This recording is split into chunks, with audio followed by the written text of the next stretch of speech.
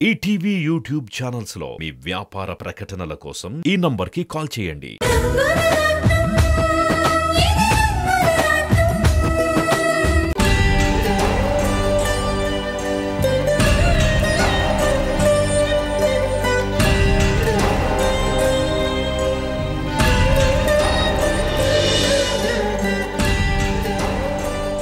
ఉమా, మనిద్దరం ప్రేమించి పెళ్లి చేసుకున్నాం. జీవితాన్ని ఎంతో సంతోషంగా పంచుకోవాలని ఎన్నో కలలు కన్నాం. కానీ కరోనా మహమ్మారి నిన్ను నాకు దూరం చేసింది. ప్రియాని తల్లిలేని అనాథని చేసింది. ఈ ఇంట్లో వెలుగే లేకుండా చేసింది. ఇంక మా బ్రతుకులు చీకటైపోయాయని నేను బాధపడుతున్నప్పుడు, ప్రియాని ఎలా పెంచాలా అని భయపడుతున్నప్పుడు నువ్వే పంపించినట్టుగా సీత మన ఇంటికొచ్చింది. తను ప్రియా ఎంత దగ్గరయ్యారో నీకు తెలుసు కదా. ప్రియా సీతని అమ్మా అమ్మా అంటూ నీ దగ్గర ఉన్నట్టుగానే ఉంటుంది. నువ్వు తనతో ఉన్నట్టుగా ఆనందంగా ఉంటుంది.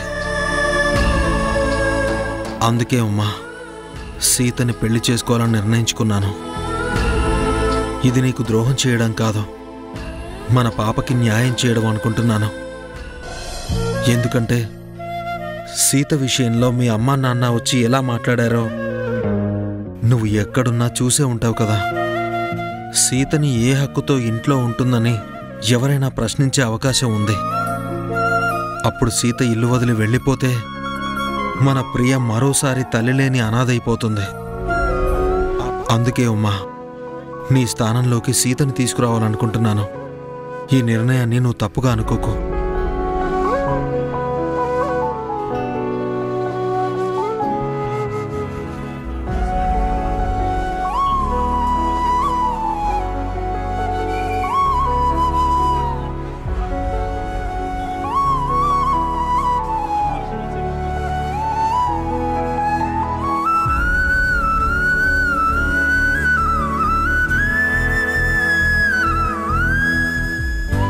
ఇది మన పెళ్లి రోజు. నేను నీకు సర్ప్రైజ్గా ఇద్దామనుకున్నాను. కానీ ఇది నువ్వు తీసుకోకుండా నాకు దూరం అయిపోయావు. ఆ రోజు తర్వాత ఈ రోజు వరకు బీరువాలోంచి తీశాను. ఇప్పుడు ఈ చీరని సీతకి ఇస్తాను. తను ఇష్టంగా చీర తీసుకుంటే నా మీద ఇష్టం ఉందని అర్థం. తను నీ స్థానంలోకి రావడానికి నువ్వు ఒప్పుకున్నావని అర్థం.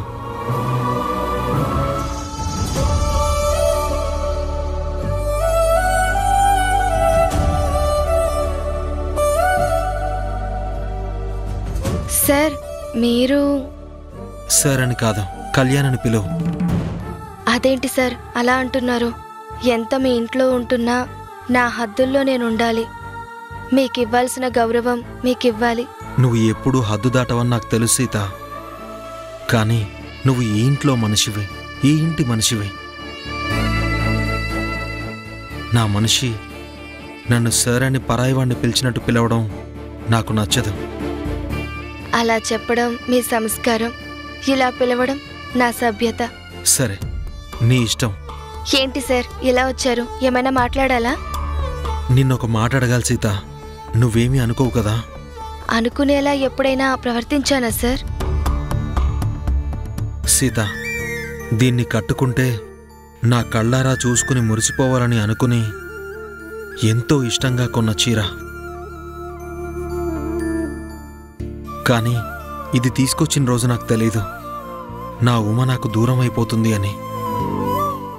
ఇది నేను తన కోసం కొన్న చీర. తను ఎప్పటికీ తిరిగి రాని లోకానికి వెళ్ళిపోయింది. అందుకే ఈ చీరని నీకిద్దామనుకుంటున్నాను. నువ్వు తీసుకుంటావా? నాకా? ఎందుకు సార్? మా మంచి కోరుకునే మనిషివి నువ్వు. ప్రియ ఈరోజు ఎంత ఆనందంగా ఉందంటే కారణం నువ్వు. ఈ ఇంట్లో మళ్ళీ నవ్వులు చిగురించాయంటే దానికి మూలం నువ్వు. మా అందరికీ ఇంత ప్రేమని పంచుతున్నావు. అందుకే మా తరపున నీకీ చిన్న కానుక. నీకు ఇష్టం లేకపోతే వద్దులే. మంచి మనసుతో మీరిచ్చే ఈ కానుకని తిరస్కరించి మిమ్మల్ని బాధ పెట్టలేను. నేను ఎవరో ఏంటో తెలియకపోయినా నాకు నీడనిచ్చిన దేవుడు మీరు. మిమ్మల్ని బాధ పెడతానా? ఇలా ఇవ్వండి.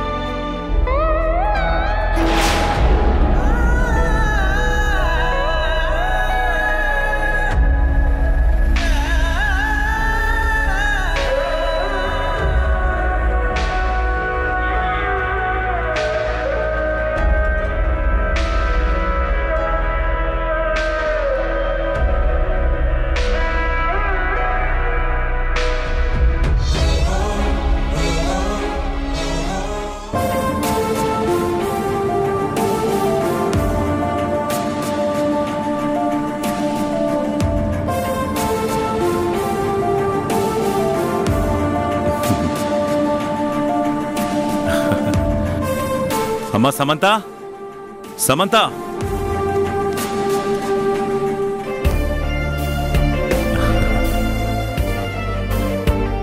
ఏంటన్నయ్యా అంత ఆనందంగా ఉన్నారేంటి? ఒక మంచి అవకాశం. సమంత తనని తాను ప్రూవ్ చేసుకోవడానికి వచ్చింది. మంచి అవకాశమా? ఏంటి తాతి అది? కళ్యాణ్ హాస్పిటల్స్ వాళ్ళు పేదల కోసం చారిటీ కింద ఒక పెద్ద హాస్పిటల్ కడుతున్నారట.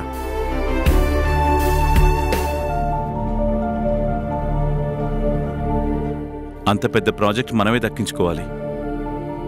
అవునమ్మా, ఈ సిటీలో ది బెస్ట్ బిల్డర్ మా అన్నయ్య. ఆయనకి పోటీ కానీ ఆయనకి సాటి గాని ఎవ్వరూ రాలేరు. అవునమ్మా, ఎన్నో సంవత్సరాల నుంచి మనల్ని దాటాలని ఎంతోమంది ప్రయత్నించారు. అది ఎవరి వల్ల కాలేదు. ఎప్పటికీ మనమే నెంబర్ 1గా ఉండాలి.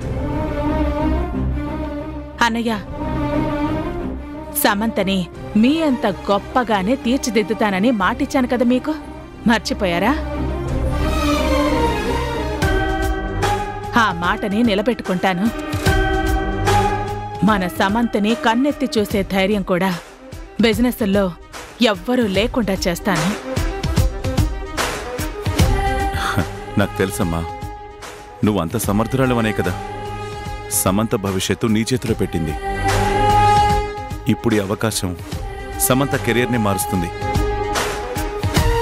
తాతి, నువ్వు అంత నమ్మకంగా చెప్తుంటే నేనెందుకు కాదంటాను? బిడ్డింగ్కి అన్ని ఏర్పాట్లు చేస్తాను. సమంత, ఇన్ని రోజులు అన్నయ్యకి ఎదురు లేకపోయినా ఇప్పుడు మాత్రం ఎదిరించడానికి ఆ సూర్యం ఎదురు చూస్తున్నాడు.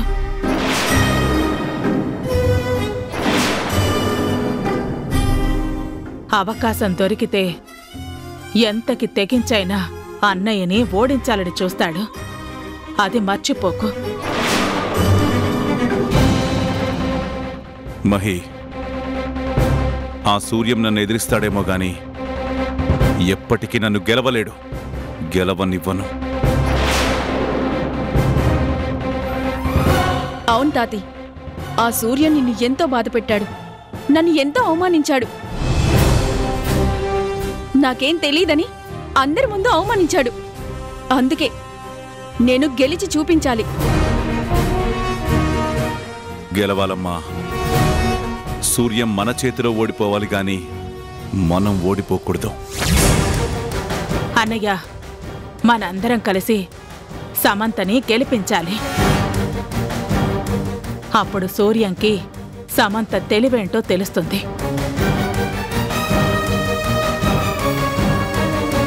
అలాగే వంశీ కూడా సమంతని అనవసరంగా బాధ పెట్టాను అని తనే స్వయంగా తెలుసుకుంటాడు.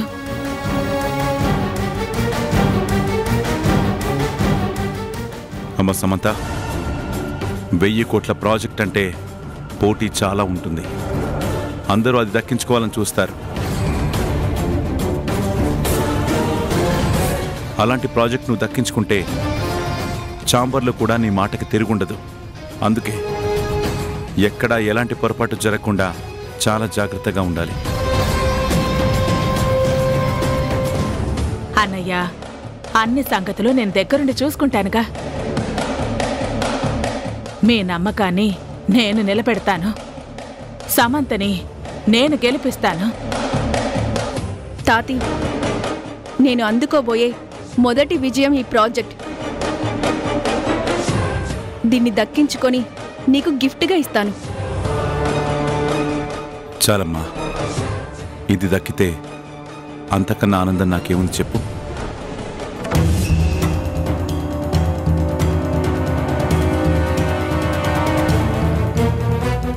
అరే సూర్యం, ఇప్పుడే గేమ్ మొదలైందిరా.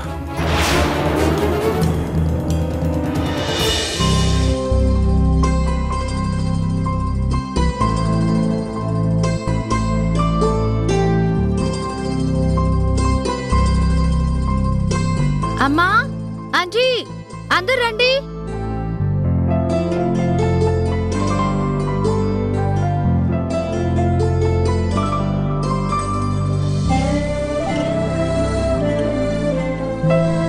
రాణి, ఏంటి సంతోషం? ఏం జరిగింది? చాలా రోజుల తర్వాత నా తమ్ముడు నా చేతి వంట తిన్నాడండి.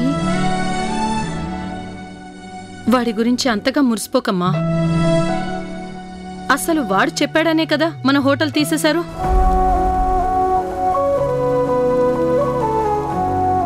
వండిన వంట మొత్తం నేలపాలు చేశారు. అలాంటి వాడి గురించి ఆలోచించకూడదమ్మా. గోపినేమనకమ్మా, అదేదో వాడు తెలియక చేసుంటాడు. అందుకే మళ్ళీ గోపియ వచ్చి మన హోటల్ తెరిపించాడు. నా చేతి వంట తిన్నాడమ్మా.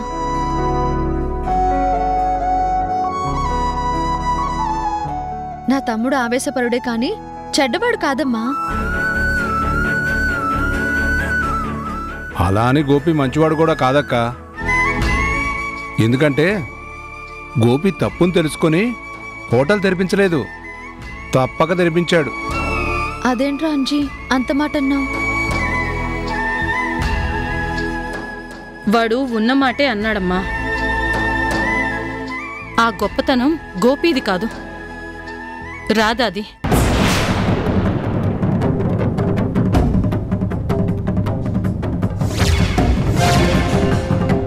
అవునక్క, ఆ రోజు నేను తీసిన వీడియోతో రాధా గారు అందరికీ పంపించాడు. మినిస్టర్ గారిని కూడా కలిశాడు. అది మొత్తం వైరల్ అయిపోయింది.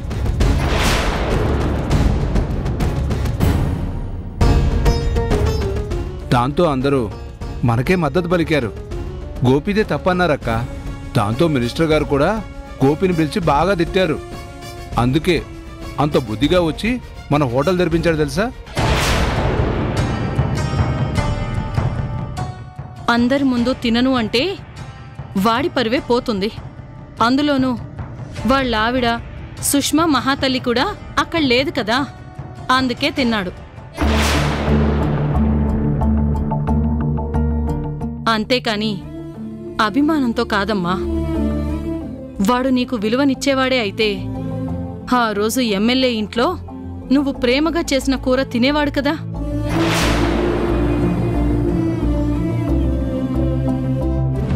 అక్కడే నిన్ను అక్క అని పలకరించేవాడు. వాడు మారిపోయాడమ్మా. మనవాడిగా కాదు, మనకి పగవాడిగా మారిపోయాడు.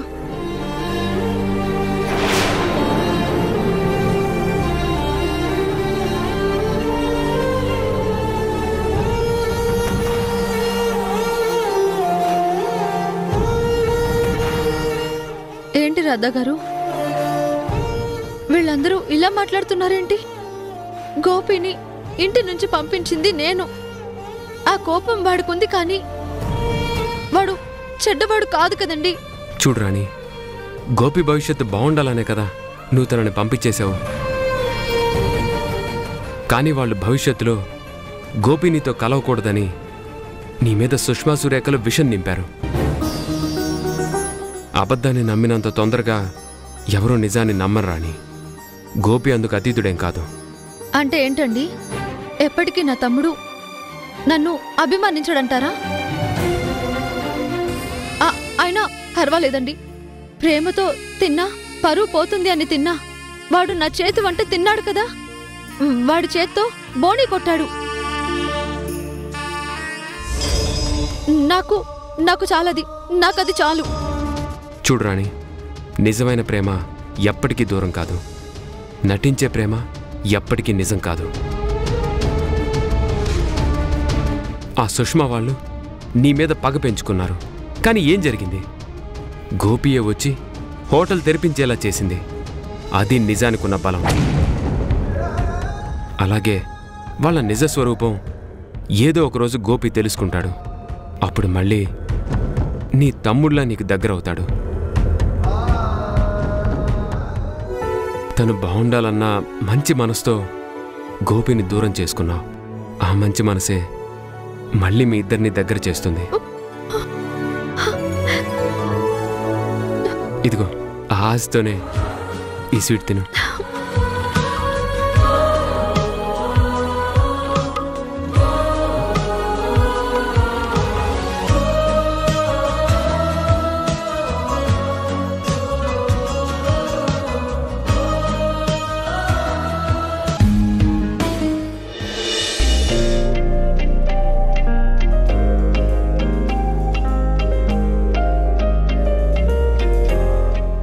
సీత, ఈ రాత్రి ఒంటరిగా ఈ రూములో ఉండాలంటే చాలా బాధగా ఉంది. అదే నువ్వు నాకు తోడుగా ఉంటే ఎంత బాగుండేది. ఈ పేషెంట్స్ గోలతో పాటు మన ప్రేమ లీల కూడా సాగేది. నమస్తే డాక్టర్. ఏంటి నిర్మలా, వార్డులో ఎవరైనా వాంతులు చేసుకుంటున్నారా? ఆయాసంతో అల్లాడుతున్నారా? అదేం డాక్టర్ గారు అలా అడుగుతున్నారు? అదే నిర్మలా, రోగుల గోల, రోగాల గోల తప్ప ఇంకేముంటాయి? ఎవరికి ఏ రోగం వచ్చిందో చెప్పు. నాకు ఈరోజు లీవ్ కావాలి డాక్టర్. అదేంటి నిర్మలా, నువ్వు వెళ్ళిపోతే వార్డులో రాత్రంతా నేను డ్యూటీ చేయాలా ఏంటి? అది కాదు సార్, ఒక ఫంక్షన్ ఉంది, నేను వెళ్ళాలి. ఆ సంగతి కళ్యాణ్ సార్ కూడా చెప్పాను.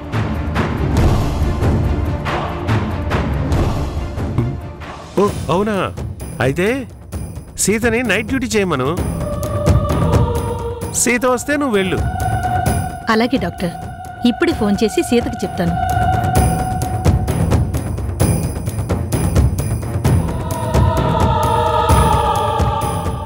కలిసొచ్చే కాలమంటే ఇదే. అందని ద్రాక్షలా నన్నూరిస్తున్న సీత రాత్రంతా ఇక్కడే ఉంటుంది.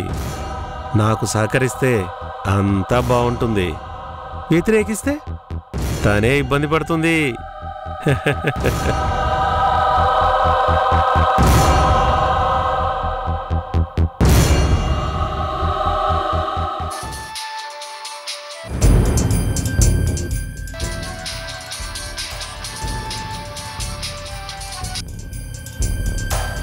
Hello hello Sita. ఏంటి సిస్టర్ ఈ టైంలో కాల్ చేశారు? సీత, నువ్వు ఈరోజు నైట్ డ్యూటీ చేయగలవా? నైట్ డ్యూటీనా? ఎందుకు సిస్టర్? అది నాకు ఫంక్షన్ ఉందమ్మా, నేను తప్పకుండా వెళ్ళాలి. అందుకే ప్లీజ్ సీత. దాందేముంది సిస్టర్, హాఫ్ అన్ అవర్లో వస్తాను, మీరు వెళ్ళిరండి. చాలా థ్యాంక్స్ సీత, త్వరగా రమ్మా. అలాగే సిస్టర్, వెంటనే వచ్చేస్తాను. థ్యాంక్ యూ అమ్మా.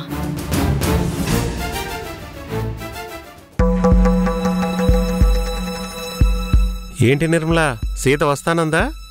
వస్తానంది సార్, అరగంటలో ఇక్కడ ఉంటానంది. మరి నేను వెళ్ళొచ్చా సార్? హ్యాపీగా వెళ్ళు. థ్యాంక్ యూ డాక్టర్, వస్తాను.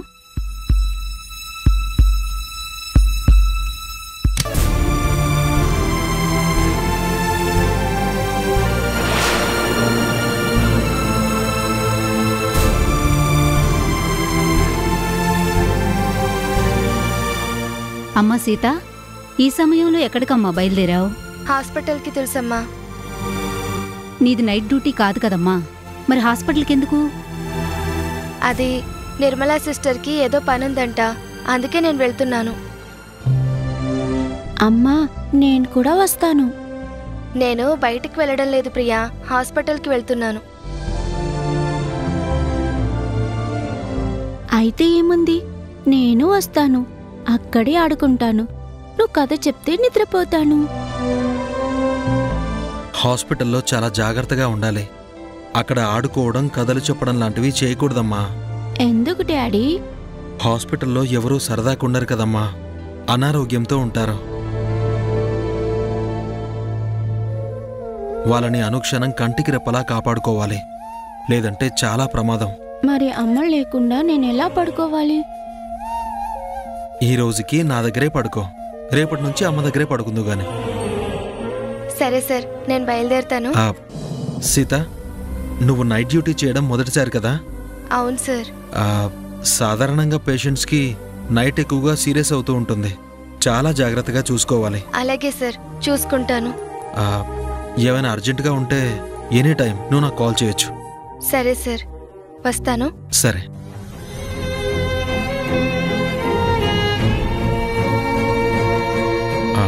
ప్రియా, పదమ్మా. రా సీత, నీకోసమే ఎదురు చూస్తున్నాను. నాతో పక్కన పంచుకుంటావో లేక నా పగకి బలైపోతావో ఈ రాత్రే తెలుస్తుంది. రేపు తెల్లారేసరికి నా కోరిక చల్లారుతుందో నీ జీవితమే తెల్లారిపోతుందో చూద్దాం. అది నా చెంప మీద కొట్టింది, నా మీద నానా నిందలు వేసింది. అందుకే కదా బేబీ, మనం దాని బతుకు మీద కొట్టాలని గోపి పిఏ శివతో మనం అబద్ధం చెప్పించింది. అసలు రాణి విషయంలో మనం మొదటి నుంచి ఎన్ని ఎత్తులు వేసినా అవి చిత్తవుతూనే ఉన్నాయి మమ్మీ. గోపి లాంటి వాడే రాణికి తనకి సంబంధం లేదు అనేలా మనసును విరిచేశాం. కానీ అదంతా మనం ఆడించిన నాటకం అని తెలిస్తే మాత్రం గోవులా ఉండే గోపి రాక్షసుళ్లా మారిపోతాడు.